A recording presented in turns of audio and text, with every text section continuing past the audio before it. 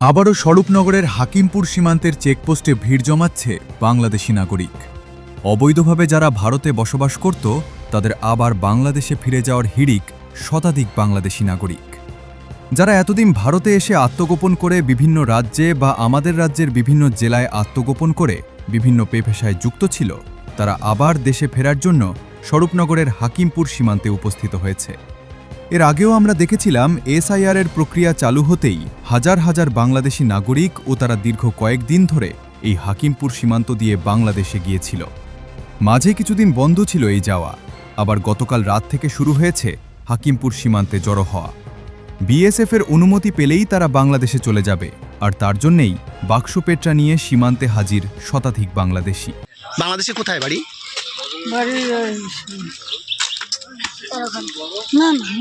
মোল্লাডাঙ্গা। এদিকে কোথায় থাকতেন? কি কাজ করতে? বাসন মাজা কাজ করতে। বাসন মাজা কাজ করতেন। আর কতদিন আগে আসছিলেন? এই 2-3 মাস। 2-3 মাস আগে? হ্যাঁ, ওরকম 1-1.5 বছর হয়েছে। বাসন মাজা যাত্রা। কোন বর্ডার দিয়ে আসছিলেন? ওটা মনে নেই। হ্যাঁ, কি নাম কি আপনার? না, এখন এখানে আসছেন কি উদ্দেশ্যে? কি এখন স্যার আমাদের থাকতে দিচ্ছে না, আমরা চলে এসেছি। আচ্ছা, কি বাংলাদেশে চলে যাবেন? বিএসএফ এর কাছে স্যালেন্ডার করতে আসছেন? ঠিক। নাম কি আপনার? খুলনা জেলায়। এখানে কোথায় থাকতেন? এখানে থাকতাম দুর্গানগর। দুর্গানগর। কি কাজ করতেন এখানে? ওই রঙের কাজ করতাম, ওই জঙ্গল সাফ করার কাজ করতাম। কত বছর আগে আসছিলেন? এই ধরো 1 বছর হয়ে গেছে। 1 বছর আগে আসছিলেন। তা এখন ফিরে যাচ্ছেন কেন? এখন ফিরে যাচ্ছি, ওই এই সরকার আর কি দেশের মানুষ দেশে চলে যাও। কি কত বছর আগে গিয়েছিলে?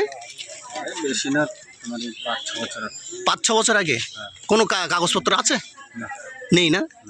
তা এখন কি বাংলাদেশে ফিরে যাবে? হ্যাঁ, তো এইখানে হঠাৎ করে আসলে কি কি কি কি পরিকল্পনা কি? সরকার যখন ঘোষণা দিচ্ছে ওই জন্য এসছে এখানে। এখন রিটার্ন যাচ্ছে লোকজন।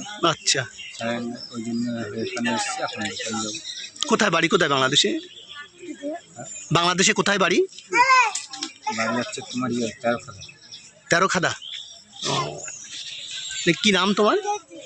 রবি সরকার।